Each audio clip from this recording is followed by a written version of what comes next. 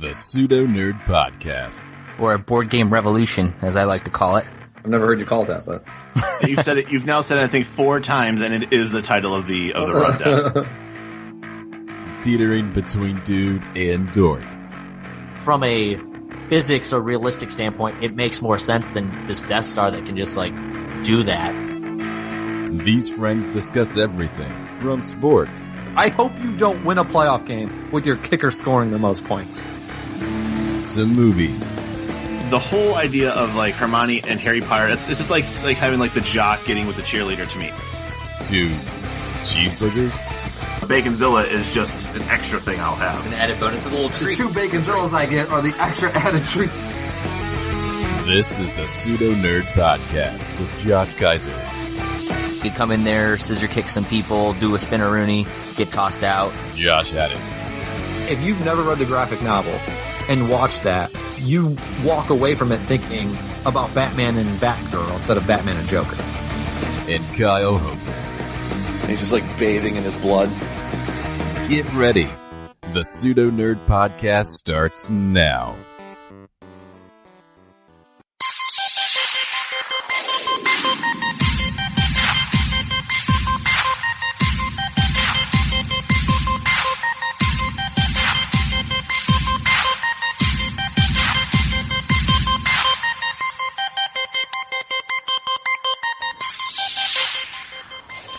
Welcome, PMPers, to episode 62 of the Pseudo Nerd Podcast for June 16th, 2017.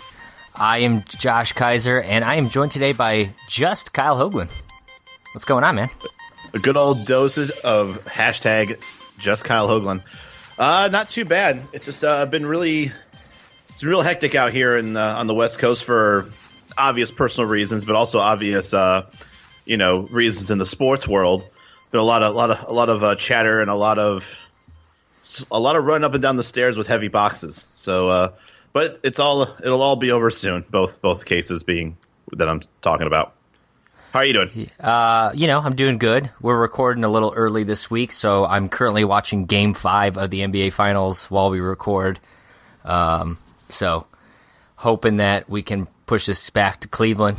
So you aren't the only thing coming back to Cleveland, but Game 6, we can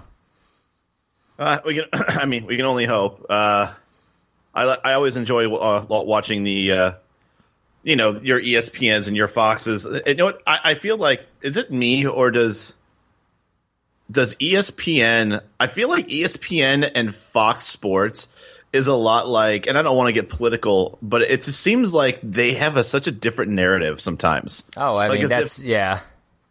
When I watch Fox Sports, it might as well be called the LeBron James channel a lot of the time.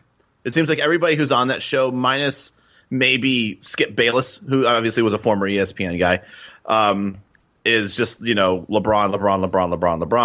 And then I feel like ESPN as a whole doesn't have too much of a horse in the race, but I feel like they seem to clamor more towards Golden State in that regard, or at least I think they look forward to the eventual downfall of LeBron. But it's been fun. So like I said, I'm out here in San Francisco, and it's really hard for me to listen to local Homer type of sports talk. So. Oh, dude, Homer Simpson has his own a radio show or something out there. I didn't realize that. This guy with jokes. Let's just move on. If that's going to be our yucks at the beginning, we might as well just keep on going. Well, if Haddix were here, he would have appreciated it. And Haddix is not here, and he might not be around for the next couple recordings. He's soon going to be a father. Possibly by the time this podcast drops, he will be. So. Early, maybe pre-congratulations to him. Unless it's not his, then we'll see him next week. Well, that's true. Absolutely. But he won't be here today, as we are going to be breaking down the Wonder Woman movie, which, I know if there's one thing podcast he probably wanted to be here for, it would be that one, because we've known in past episodes how big of a Wonder Woman fan he is, and I'm sure he would have wanted to be here to discuss this movie and tell you that, he thought it was pretty good. I'm gonna go on a limb and just say he thought that, even if he hasn't even seen it yet, because I think if you insert any movie that we would probably have a podcast about, I think it's safe to say, oh, that was pretty good. I think that's pretty much what we would get out of him. And not to mention, he's also kind of our resident DC guy anyways. Not to mention, I'm just comics in general. So yeah, it is kind of a bummer that he won't be here, but I think we can shoulder the weight in his absence. That we will do. So without further ado, let's go ahead and start breaking down the Wonder Woman movie.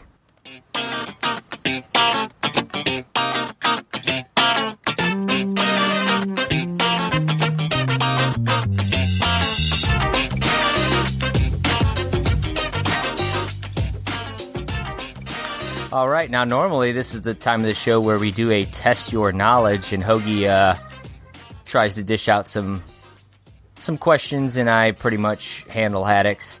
But he's, like we said, ducking out. So the best thing that could have happened to him, other than maybe having a kid, is he doesn't lose to me this week in test your knowledge. So, or at the very least, maybe we don't even know the actual date of his wife, being induced. And he's just doing this on purpose just so he can spend another extra week of avoiding the inevitable embarrassment and that's true. Of losing again. But I would put it past him. I think, though, like, this would have been something that I think if there's going to be one where he would make a comeback, I feel like this is a topic. This would be a topic, yeah, for sure. So maybe we'll have to do a old school classic one where you do a YouTube channel of it down the line or something like that to maybe help throw him a bone. Yeah, we might be able to do that. Especially, I'll have to do it before I start packing my crap away. As I said, I'm getting down to the nitty gritty over here. My desk is as clean as it ever will be. Let's put it that way. And you know how cleanly and organized I am. This is true. So we'll see. But that said, let's just start getting into the old Wonder Woman movie. Let's give our initial thoughts, Kyle. What was your kind of your expectations going into this, and then your initial thoughts just right away, what you thought about it. So my thoughts are kind of it's like two-sided coin here. The first side of it was I'm starting to lose faith in the whole DC comic, cinematic universe, the DCU, if you will, and all the movies that have... When you say that, you're saying after this movie or leading up to this movie? Even leading up to this movie. Okay. Leading up to the movie. So this is my initial thoughts. Okay, before I went to go see it. I went into the movie with very low expectations. From an overall, just the plot points, the past, I guess, execution of the previous movies. With that said, though, the biggest, I guess, a batch of fresh air that has come into this has been Wonder Woman before the movie. When we go back to Batman versus Superman, the best, honestly, I think I speak for Haddix and you, that probably one of the most badass and coolest parts of the movie were towards the end of the movie when Wonder Woman showed up. She definitely stole the show in Batman vs Superman. I think everybody will agree with you on that. For all the faults the movie had, and there's a lot of criticisms, obviously Zack Snyder got, and overall that Batman vs Superman had to it. I do think Wonder Woman was one of the bright spots that came out of that movie. So I agree. Right. So yeah. But then going into the movie from a character and an actress that I felt was going to portray it well, I was thinking to myself, the only thing that's going to screw this up is going to be the direction of the movie itself, not who's playing the character. I think that she'll do fine unless they write her into a hole. So that was what I was scared of. And I'm definitely saying, as we go talking about our actual thoughts about the movie, I feel like I had to grade this movie on a curve a bit, just because of, kind of what I wouldn't say bad, but overall uninspiring and kind of lackluster showing so far for the other movies. Interesting. It's worth noting, you and I really didn't talk about this movie ahead of time. Usually I feel like between the three of us, we almost have an idea, kind of a rough idea of where all of us stood coming out of it, or maybe we even kind of texted after we see the movie, but we really didn't in this case.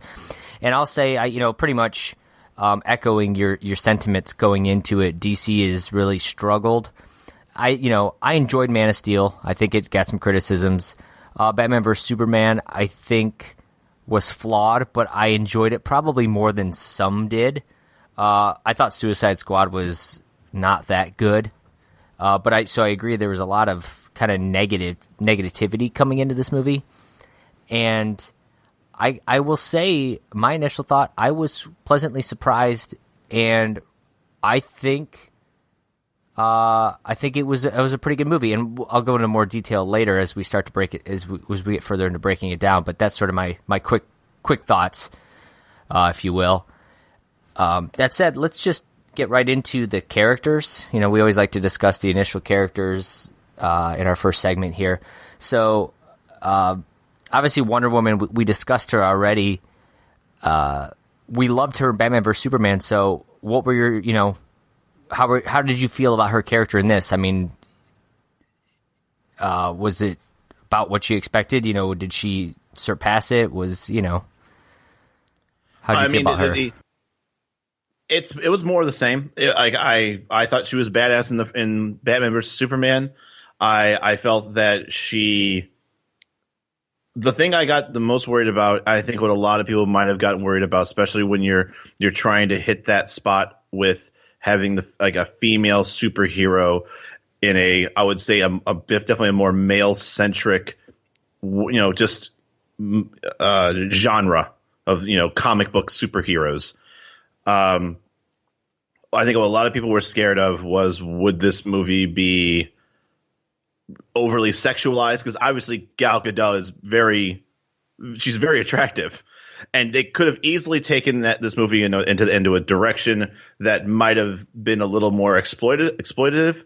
But I think obviously thanks to the direction and everything else, that was not the case. I think Gal did an amazing job. But once again, I also give that credit not so much to Gal. A lot of it has to do with her, but I think it also has a lot to do with the directors, the writers, and everybody around. It's worth wanting noting, to create something. Patty Jenkins did direct this, so it was a female director leading this movie, which I think, to your point, kind of plays into the not sexualizing of Wonder Woman, which, for the one thing people pointed out in Batman vs. Superman is there was a close-up of a crotch shot that she had, and it was, it was blown up on the internet like, oh, here we are sexualizing again because she's a female, attractive superhero. And to your point, didn't do it at all in this movie. So credit the director on that, as well as, Gal did a fantastic job with it. Yeah, and I was also excited that I wasn't sure if they were going to. I really didn't. I did not go into this movie knowing what the plot was going to be, so I wasn't sure how much into the origin story they were going to go. I think they hit a right amount of time to do it, about 20 to 25 minutes at most, with going over kind of the coming up of, the coming of age. Yeah, her initial Diana. Origin and grow up, the age, her background, where she came from. Yep. And I think it was worth doing as far as her character goes, because, she's kind of an unknown as far as her origin. She doesn't have a, well-known Spider-Man, Superman, Batman kind of origin story. So I think it was worth doing. It's been a long time since we've had a Wonder Woman series, television or movie or otherwise. Right. So I think it was, to your point, well done, not overdone. You didn't spend the first hour and a half developing it. It was enough to give you an idea where her background was. That said, we can move on to Chris Pine's character. He played Steve Trevor, sort of the male lead, the Wonder Woman's kind of love interest. What were your thoughts on Chris Pine in this movie? Well, I think the important thing with his character was, you gotta have somebody that's gonna compliment Wonder Woman, and tell her a lot of nice things, like she's pretty, and she's smart, like that kind of thing. Right. You really gotta talk her up. Really gotta talk her up. She's very self-conscious, but no, once again, you don't want, obviously he's the male lead, but once again, you don't want to have somebody that is overstepping and is almost like trying to share, like or show her up or anything like that. Like exactly. So yeah, it was more of a chemistry thing. So you wanted to have a love interest that wasn't a love interest, but I think people who knew going in who Steve Trevor was, people who know who Wonder Woman is, they know who Steve Trevor is. Yeah, I mean he's in many ways the Lois Lane to her, Superman, if you will. Like he's the average Joe, and she's. And I think Steve Trevor probably has maybe a little bit more of a of an impact, obviously, in the story that a Lois Lane is in the others, which once again might be a directing thing, or also just might be that's just Lois Lane. Lois Lane does not have too much of a hands-on, getting into the fray as obviously this movie with Steve Trevor is. But no, I was perfectly fine with it. He didn't muddy the waters as far as the fact that this is about Wonder Woman. Gal Gadot is definitely the lead in this, and Chris Pine is definitely playing a support character that happens to just be, the more the one of the higher support characters, obviously. Right, and I think you nailed it when you said the chemistry. I think that was the ideal thing is the relationship that he and Wonder Woman have the entire time. I mean, it might have been my favorite part about the movie, and I'll go into more detail later about that. But I think he did a great job playing the role, and I think, to your point, he didn't overshadow her by any means. He was a great compliment to her to bring this full circle. Then we can kind of move on to the villains, because they're probably the other major characters, and there's plenty of more additional minor characters, but the two major villains, Ludendorff, played by Danny Hudson, he was kind of the villain throughout most of the movie. I don't know. For a while, you think Diana thinks that he is the Ares, the god of war, in disguise, and he's kind of just an evil guy who's juicing up, basically. And, just that typical German World War villain. And I don't know about you, I thought he was rather bland myself. Well, it was the archetype, like you said, it's the archetype of a German war general that is doing some shady things in the stuff that goes against the unwritten rules of war to try and win a war, like using poisons and things like that, things that would be inhumane. But at the same time, did you have the same feeling that the moment that Wonder Woman kept on saying, we need to kill him, he's obviously Ares, is when you look at, you're like, that's not Ares. There's no, I pretty much... You're not going to guess it, not going to nail it, right at the beginning of the movie, being like, we're going to go after this one guy, because obviously he's Ares. If that went all the way to being, yeah, that's Ares, and she kills Ares without ever seeing Ares, because I know enough about Ares to know, what to expect in a fight with Ares. And if that ended with the way, obviously, spoiler alerts, we're going to be talking about the plot of this movie, that when she slays him, if that was really it, that would have been, this would have totally changed my thoughts on this movie. Right. No, I agree. I don't think anybody in the theater thought, oh, that's definitely Ares. So it was just a matter of who actually Ares is.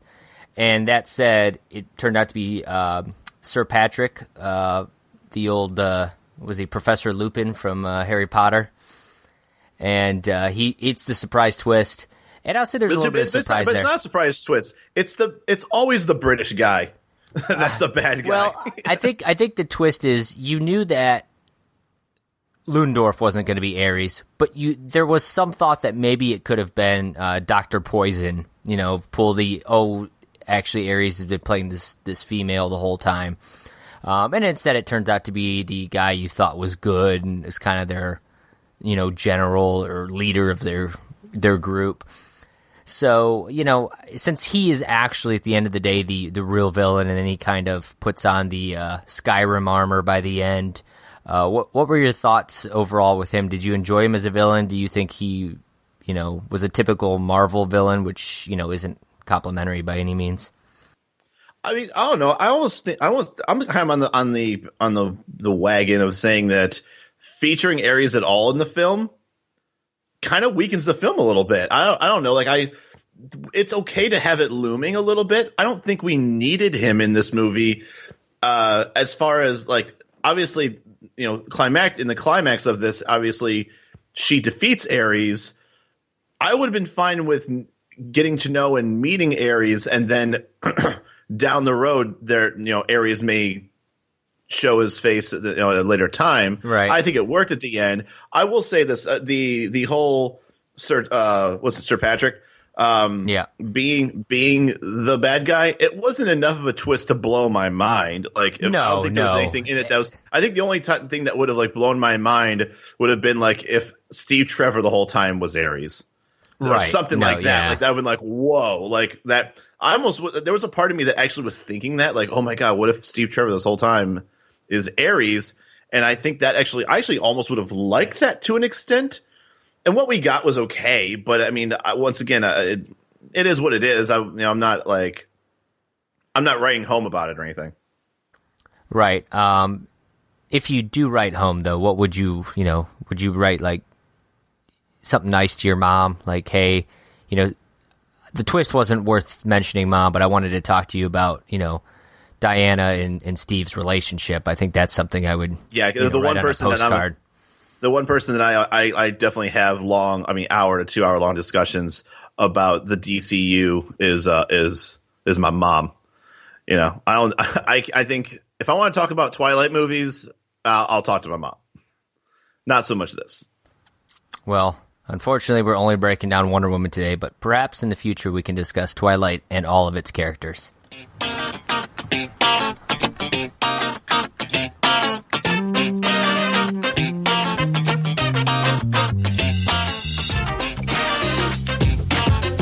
Well. I understand that Haddix is not here, but in honor of him, and also because of a contractually binding agreement that we have to mention Sierra Mist in all of our podcasts, welcome to the List Twist List segment, brought to you by... Go ahead. Brought to you by... But even though we're missing the main guy, so we'll say today's is brought to you by Diet Sierra Mist. Insist on the twist with less calories. He would be proud of that right there. I never understood why he goes list, but I figured it needs to be in this. So I never understood why he came up with that name that he came up either, but here we are. Here we are, six months in. Yeah. So also, I gotta give this credit to Kiser. He's the one that actually found this, not me. But what it is in honor of the fact that we may be welcoming a new little baby Haddix soon, and they do not know the sex of the child. They wanted to keep that, you know, a surprise, which a lot of people seem to do. Teach his own. Right. But with that said, if we had known maybe that it was a boy or a girl, maybe we would focus on it. But I have a list here of 25 boy names, 25 girl names that maybe the superhero buff in all of us would like to use in order to name their super baby. So let's just jump right in. We're only going to, jump. I don't know if we're going to get to all 50 of them. Obviously, we do have an entire podcast to do. So exactly. No. I think Sierra Mist only requires about 10 minutes of our time. So let's get right into it. So some of the boys ones, and I know Kiser, I think you're looking at the same list as me. So I mean, if we'll go through a couple of these. I mean, a lot of these are very, very like, okay, if I'm gonna name my kid Tony, it's not because of Iron Man. But if we're looking at a couple of the ones that I think would be nods to me for super, I think Jordan would be a good one. That I think it's uncommon enough that if someone would be named Jordan, you might be like, oh, is that after somebody? Like if I name my kid, and I'll say my name because my name was probably one of the most like generic 80s names was Kyle. Right. If my name wasn't Kyle and I named my son Kyle, I don't think people would come to me and be like, "Oh, is that named after somebody?" No, it's just the name's Kyle. Right. It's a common name. And to be fair, Kyle's on this list for Selena Kyle, who of course is Catwoman. Like, I would never put those two and two together ever. Sure. But I'll say, like, if you were naming your kid Cal for Superman. Right. then that would be something like, what's Cal? There are some of these. Bishop is one that I think is one that maybe Grayson might be another one to good think one. of. Yeah. By the way, did you know that Nicolas Cage named one of his sons Kal-El? Like I actually, can believe it, the full thing. That's pretty cool. That's kind of cool. And at the same time, either he had complete control of that, or the mother was totally okay with it, like totally down to have that name. I would not be able. I don't think I could go to my wife right now and be like, "Let's name our kid Norin," who obviously is Silver Surfer. Right. So of these names here, like if you had, let's say, your now fiance had an immaculate, birth, and it's a boy. Of the top 25, what would be your name if she said you could name any of those 25? If my fiance had an immaculate conception, I would be more concerned about who knocked her up as opposed to what my name. I'm going to name this son of mine. Well, it's immaculate. So I mean, who are you naming the son of God, Kiser? Fair enough. On this list, I like Xavier. That's a good one. Oliver, I think, is up there. I go with the Green Arrow. Sure. I think, those are probably the two big ones. I think my top three on here, I've always been kind of a fan. Xavier, I think, is my number one. I just think that's not only a cool name, it's a name I feel like kids can't make fun of. If your kid's name is Xavier, like, there's not a whole lot of bullying. And, like, that's, like, a badass name for, like, if you want to take over some shit and your name's Xavier. Oh, yeah. Like, that's pretty badass. My top three would probably be Xavier, Grayson, and you know what? I'm throwing in Kyle. Screw it, right? Sure. Yeah, why not? So I'll let you got any more thoughts on the boys before we get on to the girls? We can go down. Logan, I think, is a good one as well. I'll throw that one out there. Yeah, I like the names that I feel like they are. I'm not, once again, I'm going away from comic books, but like LeBron or Kobe. Like when you say if I go out and say the name Kobe, someone's thinking of somebody that is that person. Like there's only one LeBron I've ever heard of. So but Logan is kind of similar. Like if I go out there, like I don't know any Logans. Sure. But I do know Wolverine, who is Logan. So yeah, those would be the kind of the ones that I think those shine more on these lists. And those are the ones I want to kind of hit. So then we go down to the girls, and definitely there are some normal names. Natasha, Black Widow. You got Selena for Selena. Kyle, the last name being up in the boys section. Even though Kyle is kind of a unisex name. Did you notice they put Storm on this list? Like, who's naming their girl Storm? Is there even a girl out there whose name's... All right, there has to be. I'm sure there is. Let's be honest. There are weirder names than Storm out there, but... I did clothe a child, and no joke, the kid that I helped out, it was a boy, his name was USA, and I asked him what did that stand for, and he couldn't tell me because he did not know. I asked the parents, they're like, it's just USA. And I never felt more inclined to take this child away from his parents. I mean, I feel like you should be more inclined to, like, say the Pledge of Allegiance or something, right? Yeah, like buy nothing but, like, red, white, and solid American citizen clothing. It instills nationalism in us all. Yeah, but they're like, yeah, his just name's USA. It's not like three names, maybe like named after his like uncle Ulysses and his grandfather Sylvester, like that kind of crap. Like, no, this was just USA. No abbreviation of anything. It's just the three letters. To be fair, if his name was Ulysses Sylvester, I would probably go with USA as my name too. Absolutely. And once again, if that was AS, I'd be like, all right, you do you. But the fact it's like, when you had this child, did you just look up and see like the American flag and it's like USA? Like that was it. You're done. That's home run.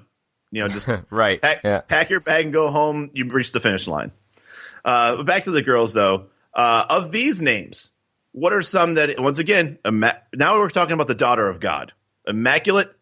Your fiance, immaculate conception.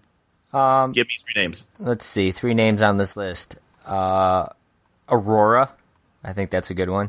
I think Aurora's a good one, yeah. That's X-Men, by the way, for people who are not sure. Kara. And, Raven. I like those. Hey, that's so Raven. Oh, I miss Haddix now. For me, I've always liked the name Selena. Ivy would be a cool one, and Harley. I've always. I don't know why the name Harley I like better as a woman's name than a male name. I feel like Harley's going to be like intensely popular as a name these days after Suicide Squad and stuff too. Yeah, I feel like 2016, like Harley, the name Harley, 2016, 17, 18. I think the name Harley jumps up a couple of slots. And actually, I think Kevin Smith named his daughter Harley Quinn, but she's like 15 or 16 now. Like, this was a long time ago he did it. Sure, and once again, that's Kevin Smith. I'm not shocked by that whatsoever. Exactly. That he would do something like that. But yeah, like some of these are once again we got some normal ones. You got your old lady names like Barbara and Darcy and Jane. Jessica. You got your Jessicas, and then like I said, Remy. I didn't, even though that's Gambit. Like I'm surprised that's on the female name. Yeah, I am too. But I mean, it's a French name. I guess that's a unisex name. Once again, you do you. Now, do you know anybody? Do we? I guess we. I know a lot of people. I know. Do we know anybody that has like a name like this, like or like that? I'm trying to think of like people that would have. I mean, on this list, there's only 4 or 5, and they're more of the normal names that I like know people by, but not any of the more off. Which once again is the reason why Natasha's probably the most exotic name on this list that I like know somebody with that name, you know? Sure. Once again, we're also Midwestern Americans in northeastern Ohio. I don't think you're not going to find too many not Nicks and Toms. You know what I mean? Too much, stemming away from us. I've run into a lot of people in the Bay Area with very, very exotic names. At the same time, for example, there is a Jubilee that I work with. There is a Electra that I work with, and they are homegrown Californians. But with that said, P and Piers, I don't know if you're having a kid soon, but if you really want yours to stand out, I'm telling you right now, go on Google and look for superhero baby names, and you really want your kid to stand out in front of all the rest of the Kyles of the world. Yeah, I'm shitting on my own name. Give this list a look at. Obviously, we didn't go through every single one of them, but definitely something to consider if you really want to give your child a head start in the world as far as originality is concerned.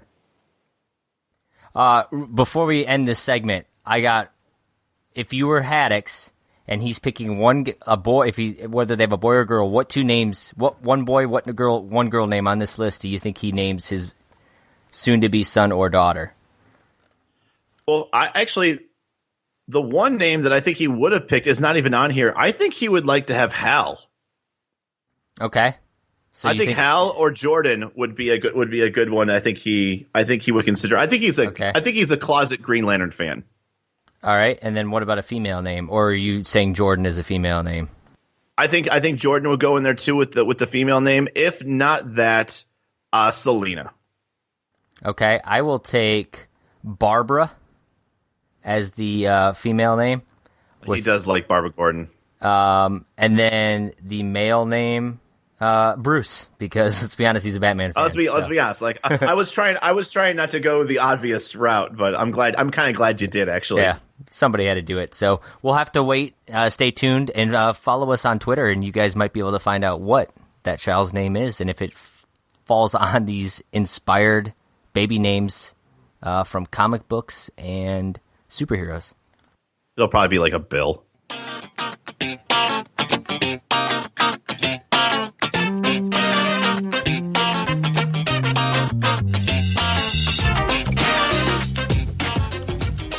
Okay, so now let's get into the meat and potatoes of the Wonder Woman movie, and that's discussing the themes, the plot itself, and some of the most memorable and our favorite moments of the movie.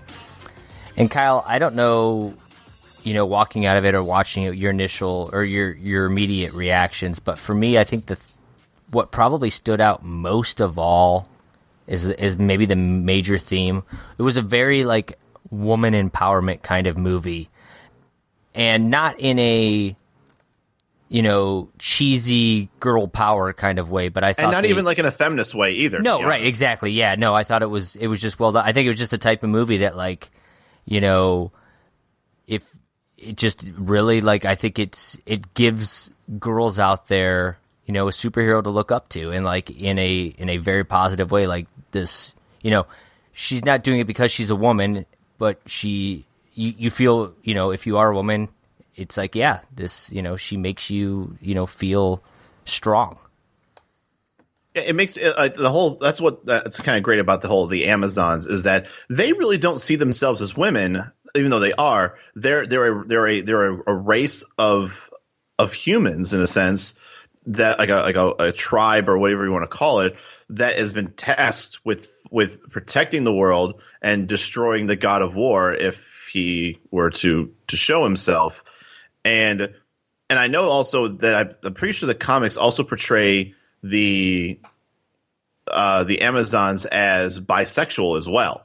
They're, like I said, they once again they live their whole entire lives on an island with just themselves. They do know of men. They do understand the reproductive part of it. Obviously, they were created out of clay, so they weren't they weren't born from the flesh of man.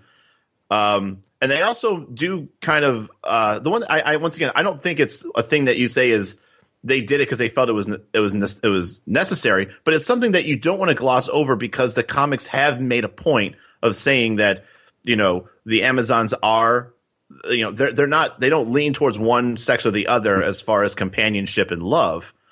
In fact, I believe Robin White's character, like, she does have a love interest, and she is female. So, and then obviously they had that funny scene on the boat with Steve Trevor about how Diana obviously has read books about the reproduction and the pleasure, but she's even gone to say, like, we don't need men for that. Men are worthless for it, yeah. And I'm just to jump on that point, that whole scene on the boat might have been my favorite, like, character interaction scene. There's two scenes that stick out to me in this movie more than any others, and that was one of the best. I mean, it really, to me, the chemistry that Chris Pine and Gal Gadot had in that scene together. I mean, I think it was, some of my favorite banter between, like, two love interests in any comic book movie. And I think it was just, it wasn't serious. It was very fun. It was lighthearted. And I think those two just, like, they clicked so well on screen in discussing all that. I think I was, like, just smiling and, like, cheesing like a fool watching that scene. And I was really scared that they could easily, if they were going to do this wrong, obviously. I'm glad that they had people probably on the writing staff that knew who Wonder Woman was. But this easily could have been like, ooh, there's a man on our island. What do we do with him? Or she's on the boat, and that could have easily been like, what are men like? And like, almost being like a ditzy, I don't know anything, right? Like, innocent. Yep. But she stayed empowered. She stayed like, you don't have to tell me that stuff. I know. It was very matter of fact the way she even approached exactly. It. It was very scientific. It was just. It was stoic. It was a very stoic approach, yeah. Which was good because, once again, there are many opportunities for the direction of this movie to have gone in a way that would have been shit on by a lot of movie critics, and rightfully so. A lot of female groups that are like, finally, we get a bone thrown at us for a female role in a superhero. Superhero movie, and obviously we're going to talk about that later on too. Little tease for you guys, as far as where the next female superhero movie may stem from moving forward. But I think once again that theme is important because it was done so well that I think it will open up doors for other female movies to at least be given the consideration that maybe it might not have gotten had this movie bombed. Right, and to that point, with a female lead, there's some risk there. Obviously, it really hasn't been. the Elektra movie. Is that the last Elektra, Catwoman? Those are two female-led quote-unquote superhero movies, and they were saying they were awful is probably is doing a disservice to the word awful, because those movies were just hot garbage. And, this one, if this movie was made 10 years ago, it would have been all about cleavage and, sex and stuff. Yeah. So, it wasn't that way. You didn't, yes, she's an attractive, woman, but you weren't paying attention to that because she was kicking so much ass. And she was like, she was the badass of that group. She was with a group of 4 or 5 other guys, and they were all, pretty much like, okay, she's leading the charge. Like, let's. They were brave to a fault at best and dumpy and worthless at worst. Right, so. And it was fine. And then, on top of that too, the fact that she fought that Ares, there was a female villain in Dr. Poison, but more of a minor female villain. Meanwhile, you have Ludendorff and you had Ares, both male figures that she takes out basically. So you didn't have, that could have easily been a female versus female thing, and then you don't even have that. No, she fought male villains and kicked their ass, and it was everything it needed to be. And in fact, she actually spared Dr. Poison when she could have at her time of how when she went in her little rage mode, she could have easily dispatched of her. Yeah, absolutely. And kind of just onto the point of that, the way that team is, and with the dumpy guys and stuff. My favorite scene in this whole movie was No Man's Land. Obviously, if you're familiar with the, World War I trench warfare, No Man's Land was that area between the trenches where no man went. And they could have. And it was also a book we all had to read in freshman year of high school. Well, that was All Quiet on the Western Front. It wasn't called. Oh, that's No right. Man's That's Land. right. Yes. Sorry. Thank you for correcting me. You're welcome. But no, so it was, that scene right there. They're like, that's No Man's Land. You don't go there. It was one of those applied things that she's like, well, no man goes there, and I'll go there. But like, she didn't come out and say it, and it could have been really cheesy if she did. Instead, she just goes out there and just. The bullets are flying. The whole scene, she's just kicking ass. And I thought it was just really... It was an amazing visual action scene. And especially with how the movie started. And we'll talk more about this at the end. But it was really cool to see her pretty much solo... pretty much a platoon of trained German soldiers. Yeah, and to be fair, that's how it should have been, because it's like if Superman, she is a god. Like, she needs to be able to handle all this. So, she goes out there and handles a bunch of guys with guns like she should, and it was everything that you wanted it to be and more. And it kind of explains too the mortality of the other Amazons, because she's technically not an Amazon. You kind of learn. I don't think anyone says it straight out. But she's the half daughter of, or I guess she's the daughter of Zeus, but she's like a half Amazon because the mother is an Amazon, or is even the mother? Is she considered an Amazon as well? I think so. Yeah. Hapablia, whatever. I can't remember how to say her name. But yeah, like she's half god, half Amazon, I guess. So yeah, but once again, that kind of explains the mortality of the other women during the first couple scenes where the Germans come in and start, using their more advanced technology, using their machine guns, and they took out quite a number of Amazons while they were there. They didn't all get out unscathed. Case in point, the general that's played by Robin White. Right. Yeah. Which I would have to say that Obi-Wan Kenobi would be very disappointed in the way the Amazons battled the Germans in that opening scene. Because they always had the high ground. They had the high ground, and they all came down low and got killed. I was like, all they had to do is stay up there, shoot some arrows. For a bunch of people that literally all they do is train for warfare, like 24/7, they were not the brightest tacticians by any means.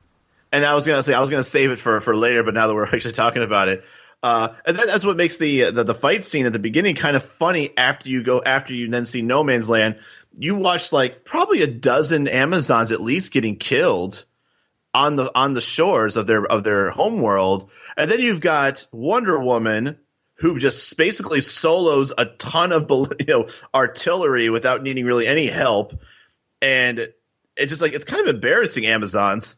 You guys are trained fighters. Diana was kind of trained on the side, and kind of obviously by that time she was skilled enough. But the fact that you just took on a bunch of people that you already had the high ground and you had casualties, and then you have Diana who just walks in no man's land, which is always, once again, has been synonymous with you don't go there because you will be killed immediately if you're moving. And that definitely was higher stakes than the battle on their home front. And that's why I like if they had a television and they were watching that battle and watching Diana basically just embarrass that whole entire platoon of soldiers when they had more firepower there than those guys on the boats and ships when they came onto their home world. Like, I'm pretty sure they'll be like, man, we need to like up our game. Like, that's embarrassing. Yeah, it was definitely they were not. They might be great warriors, but they're terrible tacticians. And hopefully, they that's lessons that can be brought back home now, and they can learn how to be better soldiers. That said, one more moment probably worth mentioning, or actually, not just probably, should definitely be worth mentioning, is the death of Steve Trevor.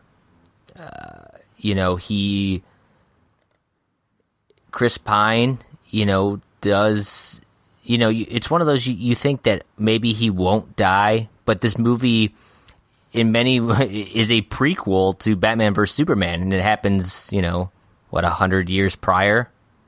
And so, he's mortal 100 years in the past. So like they could have taken this a couple of ways. They could have killed him off. They could have kept him alive and had future movies where it's just what else is happening during that time before Batman vs. Superman. You got old Trevor.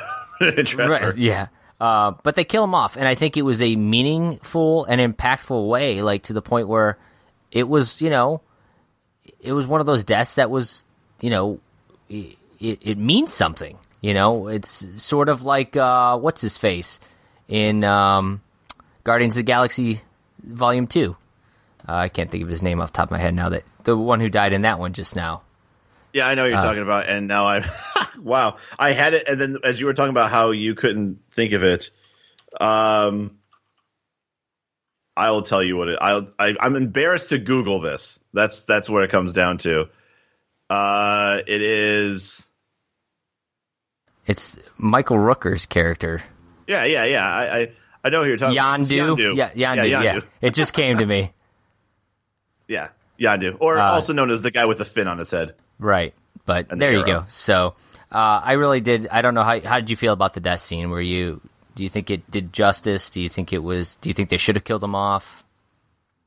I mean, there's gonna be a whole League of Justice later, but as far as this particular death, I came in knowing he was probably going to die. I especially when we've already gotten a movie that's almost 100 years ahead of time. If he's still alive, there's no way. I mean, he'd be like over 100 years old. So unless they like they buckied him and they put him under ice and brought him back later or something as a super soldier, who knows? But it was, it was meaningful. It was cool the way he did it, because once again, you got a guy that can only do so much. I mean, it's like bringing a knife to a gunfight. Here's a mortal with completely outclassed by Wonder Woman and the God of War, and so what can he do? The only thing he can do, I'm not sure if I'm quoting this exactly, but he basically said like, "I can save the day, you save the world." Yeah, actually, I thought that was a phenomenal quote, and I'm glad you brought that up. Yeah, so he basically flies a plane full of basically like the closest thing to like chemical warfare that really would have done a ton of damage. He basically just blew it up by sacrificing himself on the plane. But I always look at those types of moves, and I always look at it being like, if he just had a parachute, if he had just, I feel like there could have been an opportunity where maybe he could have still thwarted it and not have to be a martyr. But obviously it made all the sense in the world, because that was like Wonder Woman's like rage at that point when he died, and she was able to turn the tide, because at the time she was kind of getting her shit kicked in by Ares. Right. Yeah. No, I think the death helped inspire her too. So because at that point, I think she was losing a little bit of faith in humanity.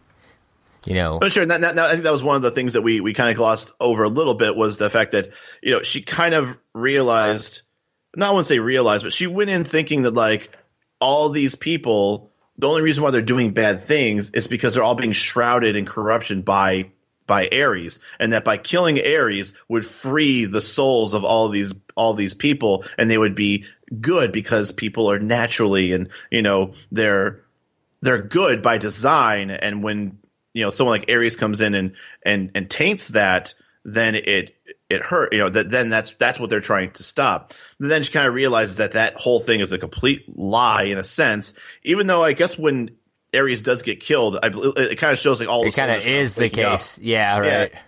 So, but I think she also understands that, like, she does go kind of on to say, like, people kind of don't deserve my help. You guys did this on yourself, and right. There was a point where you almost thought that, like, she was just going to stop and be like, you guys chose to be, crappy people. Like, why am I helping you if you're not going to help yourselves? But then she realized, the whole point about corruption and war is that, and just like with Diana, it blinds you and it makes you not see all the facts. You only see what's in front of you, but you don't see the big picture of what you're doing and what has the ramifications of your actions. So, and I think you wrote on here, like, even she has those same traits of a human, that you can easily be swayed just based on thinking that the person across from you, doesn't have your morals, doesn't have your, that person's more corrupt than I am. Why should I reach across the table and help that person? But you don't do it for them. You do it for the greater good. Right. And then I think, like you said, just to wrap things up for this segment, Steve Trevor did it for the greater good. And I think that death will have had an impact and will have an impact on how Diana handles herself going forward in the future of both her and the Justice League.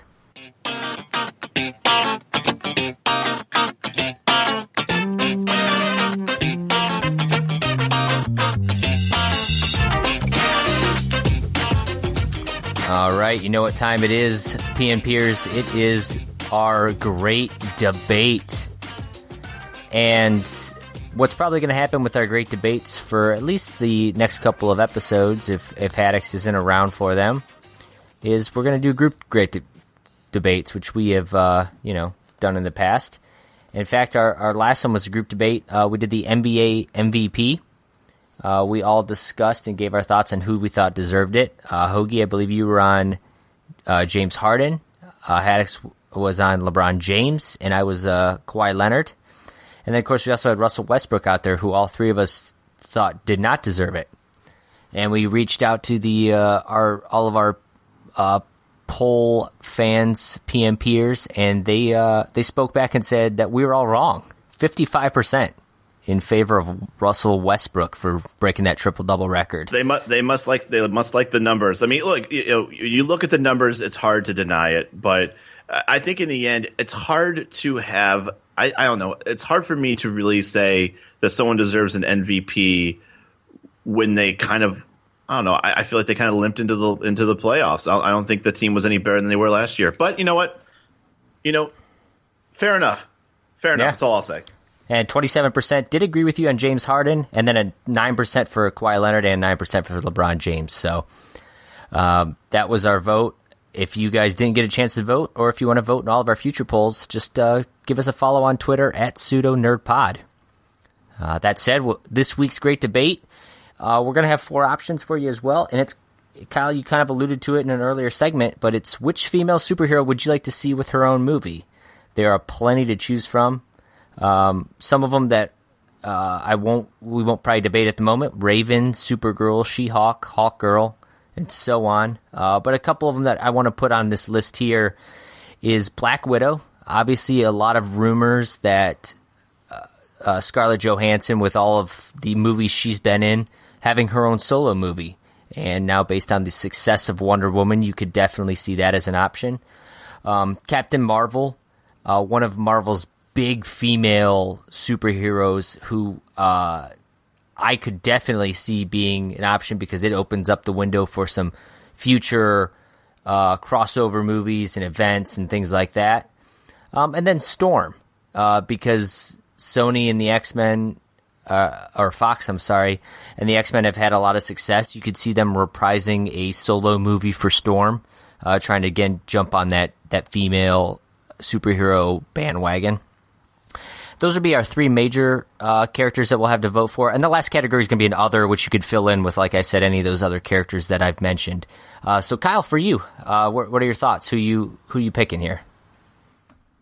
Well, I mean, I'll entertain the ones that you have on here. I personally am on the other on this. But, I mean, first of all, Captain Marvel already has a movie slated, correct? So, I mean, that is going to happen. I mean, I don't know if it's official or not. There's been talks about it, but I don't know if it's been determined. Okay, well, I'll say that Captain Marvel will probably be, if it doesn't happen. I said I was kind of pushing her to the side because I think that's already been discussed that was a movie coming out in either 2018 or 2019. Yeah, so, I know that there's been, I know, well, right now it says there's a release date of March 8th, 2019. Let's see. Do they have... All they have listed is that Brie Larson would play Carol Danvers, and Nick Fury was rumored for it. So, not much to go off of yet, but that's what we got. Like I said, these all seem all well and good. I think we also missed Mystique. I think just because of Jennifer Lawrence, I think that's obviously just as much of an option as probably anybody else on this list. Yeah. And I wouldn't mind seeing her. But I think the one I'm thinking about the most actually is I want to see a female lead superhero of superheroes that I don't know too much about. I want to see a Guardians of the Galaxy type of movie where I'm being introduced to new characters that I actually want to invest my time into. So like an example of that would be something along the lines of like Silver and Black, which would be a cool one. That's Silver Sable and Black Cat. I think that would be kind of a cool thing. Sony does own the rights to that, so I mean that's an opportunity for them to screw that up. But I don't know. Like all those other ones seemed like that'd be cool, but I think if Sony wants to really reestablish their cinematic universe again, I think a good way to get into it is to get in with like either, like I said, Silver and Black or something like that has two main female leads and then go forward with that. Or like Gotham City Sirens, Batgirl. Obviously that's not Sony, but if we're going with the list that we're looking at right now, the one I would be looking forward to the most would probably be Mystique. Because I'm looking forward more to maybe the Dark Phoenix saga with Jean Grey, which I think that isn't Sansa from I don't know the actress's name, but Sansa from Game of Thrones. I think that she plays the role of Jean Grey. Right. Yeah, she does. So I mean that's an option. She's a young actress. She can easily be in a couple of movies. You know, it's not like she's I've too always old liked the Phoenix storyline. And maybe they can do it more justice than what X-Men 3 did. Yeah. Not that hard to do more justice than X-Men 3 did, but... So if I had to choose, once again, this is all about a debate. If I'm debating this, I would probably say just because I've always liked the Phoenix character, I would like to see the Dark Phoenix saga come back and have that be the lead character being Jean Grey. Yeah, fair. I won't disagree with that. I like that thought. For me, I'm gonna stick with Captain Marvel, which again looks like it's gonna be a movie. But for me, it's all the storylines that can be made out of it, because there's a lot involved. And actually, Haddix and I discussed the Secret Empire storyline a little bit, which has come out this year. And Captain Marvel's a big player in that. She was a big player in Civil War 2. Yeah, she's comic book she's honestly, she is the main protagonist. It seems like so. Yeah, or a much bigger focus than a lot of the other characters. So I could definitely see that being something that, when the Robert Downey Jr. and Chris Evans and that kind of area of people start leaving the MCU, she could be the one to kind of take the helm from it. So look forward to that. Yeah, I agree, and like I said, I'm definitely not against it. I do kind of feel bad for Black Widow and Scarlett Johansson, even though I'm sure she's doing fine. I mean, she's got plenty of movies that she's doing, especially with Ghost in the Shell and everything else. But it seems like I feel bad that she's been in so many of these movies, kind of like the Always a Bridesmaid, Never the Bride, and that she doesn't get her own. But do you think that her character is strong enough, and I don't want this to sound like a woman hater, but does it seem like her character and her development so far justifies an hour and a half to 2 hour long movie where she's the main focus? I don't. Personally, I agree with what you said. I know where you're coming from, and that's how I feel about it. But a lot of people disagree with us, and they like to see what they could do with it. I just don't. I don't know. I think I've kind of like oversaturated with her because she has been in so many of these Marvel movies now that like I really want to see something different. To your point, something fresh, something that we haven't seen. I think she's been in 6 of them already, so that's why what's kind of interesting about it. She's been in the last 2 Iron Man movies. She's been in both Avengers, and Captain America's, 2 of them, Civil War, and Civil War. Oh yeah, a bunch of them. That said, let's hear what you guys think. Reach out to us on Twitter. We'll have our Twitter poll posted about the same time this episode drops. Which female superhero would you like to see in the next movie? Black Widow, Captain Marvel. Hoagie, I will change Storm out and put in Jean Grey, and then let you guys vote for others. So let us know on Twitter.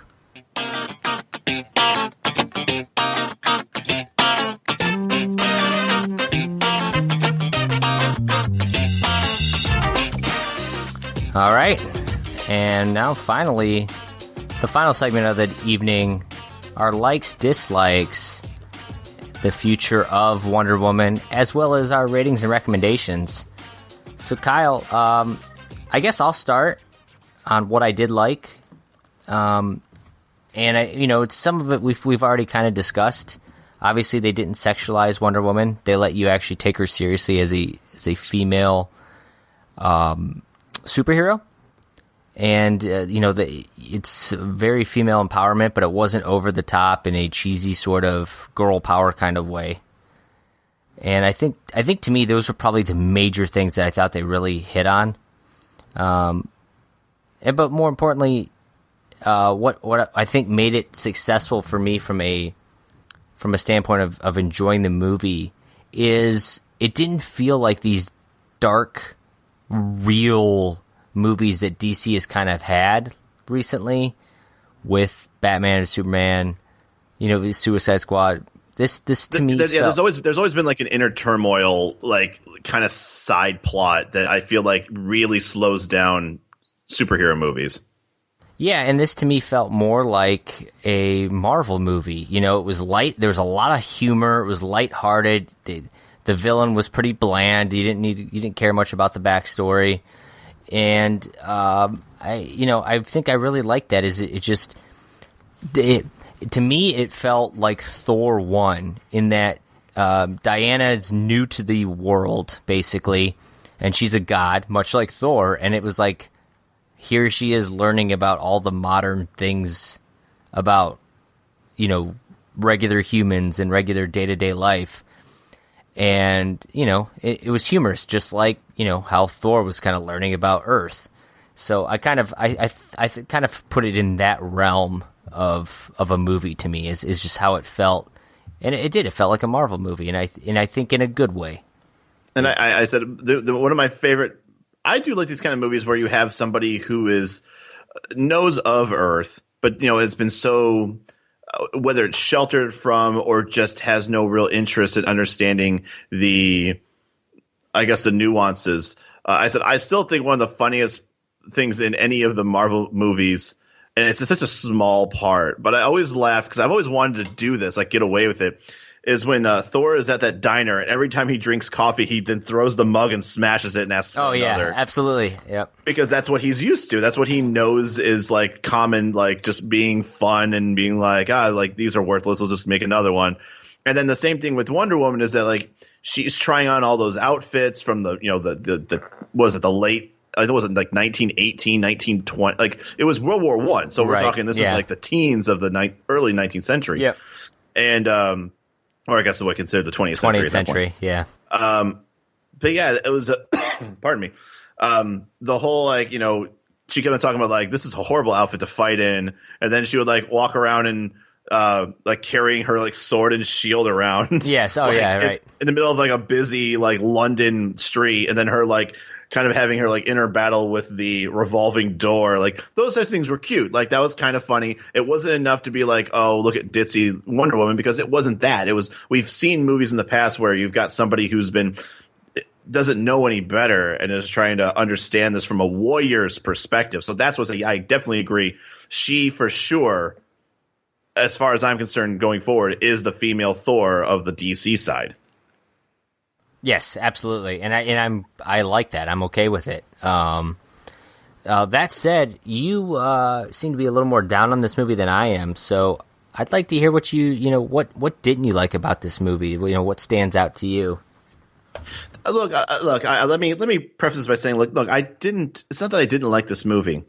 I came in this movie just kind of shaky because I know that this movie has a lot of promise just because Batman vs. Superman really portrayed her as somebody that totally deserves her own movie.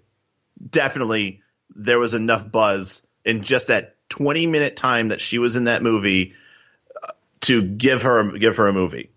But you get scared because this is DC we're talking about, and so far the movies have been meh at best. Even Man of Steel, which was good, but then you have to look at – we also kind of looked at Man of Steel and grading it on a curve because us growing up and seeing all the other Superman movies growing up, and then the last taste in our mouths of a Superman movie was Superman Returns, which I think we all left kind of disappointed. And like overall, I think everybody has gone out saying that it wasn't a very successful reboot. They didn't try anything further with it. And so Man of Steel was kind of like a half apology and then also a reboot. And then you go into all the rest of the movies where nothing has gotten better. Man of Steel was basically the first movie in this new this new cinematic universe, and it so far has been the bar. And no one has raised the bar until this movie. So I'm not saying I didn't like this movie, but I'm saying that when you ask me if I liked it or hated it, or where my thoughts were, like a scale of 1 to 10, I feel like I'm grading on a curve a little bit because I really haven't had there hasn't been a lot of competition for what's going to be the best DC movie going forward. That's all I mean. Well, okay, so take it as a separate standalone movie. I mean, how, did you like it as just that? Oh yeah, it didn't need any of the others. Like honestly, the first 5 minutes and the last 5 minutes were like the only thing that tied anything to those other movies. So absolutely, like this movie, even though we know that it's part of this universe, it needed nothing. It did not need any of it, and that's what's really good about it too, is that this did not need to latch on to the teat of any of the movies behind it, which is a good thing considering that a lot of those movies have not been received very well. So in that regard, I almost thought that they were going to have something at the end of the Wonder Woman movie where it was like, that's when she goes to fight Doomsday. Like I thought they actually were going to transition when she was in England. Yeah. Because when I heard the screaming and stuff like that, and she was looking out and something was happening, I almost thought like, oh, this is the part where she shows up. I think that would have been a cool, like, yeah, I know what you're saying. Like transition. It took place during, but the only thing is she got the picture. Remember, from Bruce, the real picture. Right. Yep. So yeah, there would have been a little bit of a time frame disagreement on that. Right. So yeah. So look, once again, this movie deserves all the praise, but I can't say that I am judging this movie without kind of grading on a curve, because I know this is still the same creative people that are in charge of the other movies. I know it's not directed by the same person, but overall the creative side of it and the screenplay and that kind of stuff are all the same people who did Man of Steel and Batman and Superman, Suicide Squad. And so with that, I'm glad that they're improving. But this is like the fourth or fifth movie now, and it's just one of those, like, it's after so many kind of meh movies. I wish that there was more, I guess, momentum going into the Wonder Woman movie. Okay, well, that said, now that the Wonder Woman movie's over, we're heading to the next stage of DC's universe. What do you think the future is for Wonder Woman? Well, I'm scared of part twos a lot. I think it's risky. Obviously this did very well. I hope that I think you already said that Patty Jenkins is coming back to make the second one. Obviously we have the Justice League. She was, I need to take that back. She was originally confirmed and then it wasn't confirmed, so I'm not sure where they stand at this point. Sure. I assume she probably still will, but I don't know. There's been articles saying both at this point. A lot of misquotes and everything. Yeah. Okay, fair enough. So, we still have Justice League coming in, and that's once again, it's a very sensitive thing to have a lot of characters sharing the screen. And obviously the Avengers did it right. I think they did a good job with doing it. I don't think anybody really shined over others. Overall, I think we all agree that Iron Man or Robert Downey Jr. was probably the most charismatic in that sense. But he didn't carry the movie. So I'm hoping to do the same thing with Justice League. Everybody gets their parts in it. I hope that she plays obviously a very prevalent role. So her future is, as we know right now, Justice League for sure. And hopefully a second Wonder Woman movie. Yeah, there'll be a second Wonder Woman movie, but it's just a matter of what that is. What the direction of it is and everything. I don't know, man. Like, once again, I'm just so fearful of the studio. And they did a good job, and I'll give them praise where praise is due, but they haven't won my heart yet. That's fair. For me, I think this was a step in the right direction, and I'd be very curious to see how Justice League is. I'm still very worried about that one. I had higher expectations for Wonder Woman than I do Justice League, just because everything that's going on with Justice League, all the characters they're bringing into it, and everything, but. One thing I did want to make mention of, did you notice, I don't know if you pay attention to this stuff or not, but they do those, DC has its opening, Marvel and DC both had those opening scrollers. I don't know what you call those, where it's Marvel Studios, DC Studios, and they basically are flipping through like comic books and it scrolls out and it says Marvel Studios. Do you know the opening scroller? Sure. Yeah, sure. Did you notice DC had a new one for this movie? You know what? I was going to say something at the beginning. I totally forgot, but now that you bring it up, my movie theater said when we bought the tickets, like online, it said 7:30 showing. We got there at 7:20, and we're in line to get our tickets. Like, we had them already, but we had to go get in the line and get them printed out. By the time we got there, got our popcorn, got our drinks, got to go sit down, I looked over at this. I'm like, "Where's the 7:30 showing?" And someone's like, "There is no 7:30 showing. There's a 7:20 showing." And I'm sitting there like, you've got to be kidding me.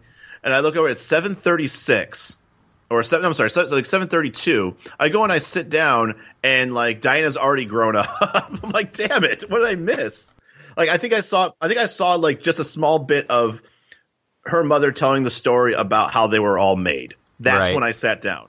Okay, well, so I missed everything before that. So you missed the opening scroller. I think it was worth mentioning. The opening scroller kind of cuts to all the characters from the Justice League. You see Flash for a second, Wonder Woman, Superman, Batman. And you also see Green Lanterns very prevalent and zoomed up on.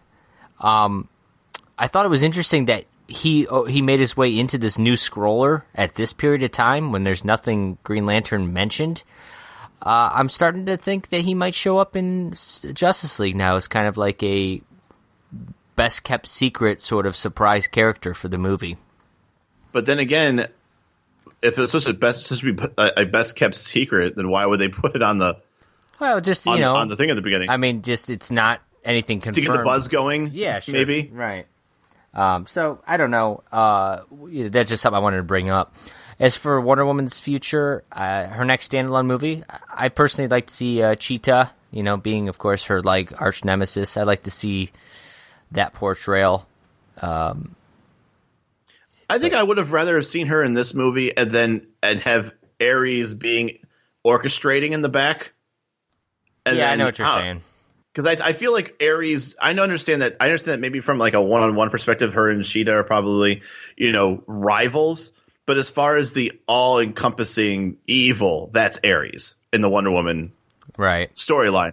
So to know that, and once again, I don't know. Did she kill Ares? Did she simply just defeat him and that he's gone, but he'll be back? I don't know. They could, once again, never believe everything unless you see a body. And that's fair. So if it were up to me, Cheetah would have been the main fight, and Ares would have been the kind of the puppeteer. Yeah. Also, at the same time, I'm not mad with how it ended up being. I thought the fight sequence was amazing, and that was cool the way that they made it work, and it really showcased exactly how powerful Wonder Woman really is. Yeah, I agree with that. That said, I want to throw it out there before we get on to our final ratings and recommendation. But do you think that Wonder Woman, Diana, and Bruce will have a bit of a on-screen love interest kind of thing going on in Justice League, especially now that you know that Steve Trevor's out of the picture? And if you've listened to anything Haddix has ever praised in his years past, he is all about the Bruce and Diana dynamic. Well, I could be that devil's advocate and be like, I just put Superman with her, but but then again, I would only say that just for. Well, yeah, just for Haddix to let's be honest, it's not happening there because Lois Lane is such a relevant. Her and Superman's love interest together. So yeah, but you never know. What if they like pull a fast one on us and go into a more of like an Injustice storyline, where at that point it is Superman and Wonder Woman they're like the power couple.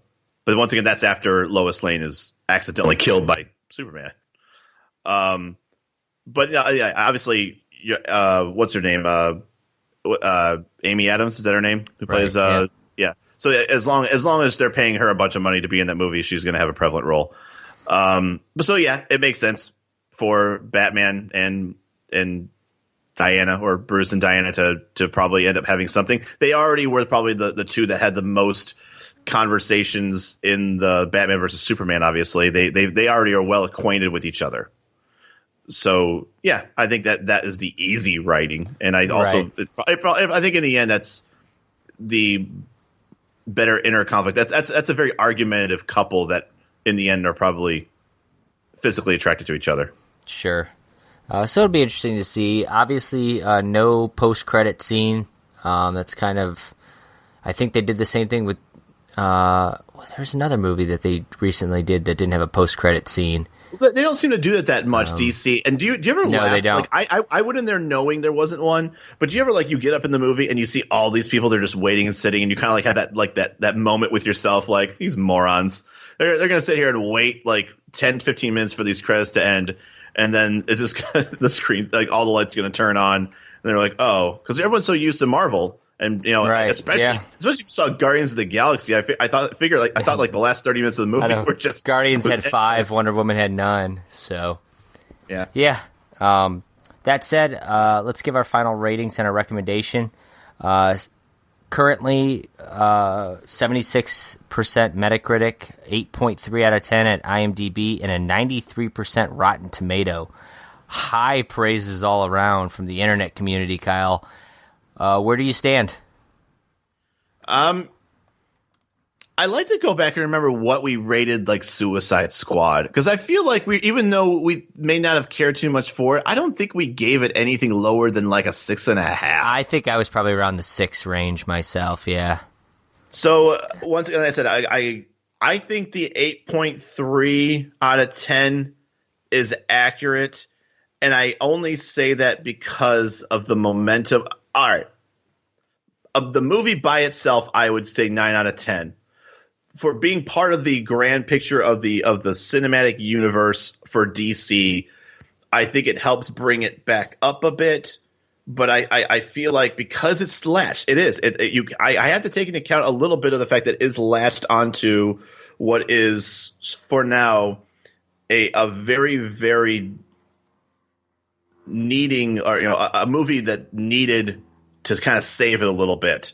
So, like, if I say the movie itself is a 9 out of 10, then I would like itself. Then maybe I give the overall rating something like in the 8.5 or to 8.8. Yeah, I think I put it at like an 8 myself, which is kind of funny because I feel like you were more down on the movie than I was. But I thought it was a good movie. Wasn't perfect by any means, but I think it's, like I said, for me, it's a step in the right direction, and hopefully something that DC can build upon and learn.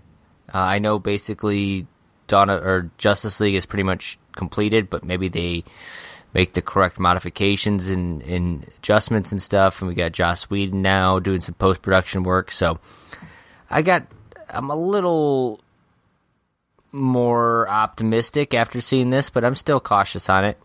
That said, I do recommend this one to be seen. Go out there and see this movie. And if you have a daughter or a wife or a girlfriend or something like that, if you know a female you want to take to a movie, yeah, I think it's a movie they really are going to enjoy. And yeah, my recommendation is definitely take all your daughters and the females in your life to go see this one for sure, because I think they'll absolutely enjoy it and get more out of it than even you as a superhero fan may. This is definitely not a Logan or Deadpool movie. This is definitely okay to bring younger kids to. Definitely. So that said, that's going to be our show this week. Don't forget to reach out and subscribe on iTunes. Leave us that 5-star rating. And follow us on all of our social media accounts, pseudonerdpod.com to find all of those. Hoagie, your stream has been suspended, is that right? Kind of on hold until you get back from your big move back to the Great Lakes? Yep, so yeah, the truck, this is coming out obviously this Friday. The truck will have been here at that point. All I'll have is my laptop, so I mean, I'll still be playing games, but I mean, I'm not going to sell the PMP, a sack of garbage as far as production. So once I'm back home, you'll leave that to the podcast. Exactly, I'll phone it in on this. But I'll make sure that when I'm back up and running, I'm at full strength back in Ohio. So keep an eye on the social media. I'll definitely be updating you guys on when I'll be returning full time. Well, there you have it. Don't forget, coming up next week, we are going to discuss and break down the E3 event that's taking place. Probably by the time this podcast releases, it'll almost be all over with, but we'll give you our thoughts and highlight some of the big points there. From the Great Lakes to the Golden Gate for at least another couple of weeks, I'm Josh Kiser. He is Kyle Hoagland. And an early congratulations or late congratulations to Josh Haddix on the newborn child. We'll see you guys next time. See ya, and hopefully go Cavs if it's still going on.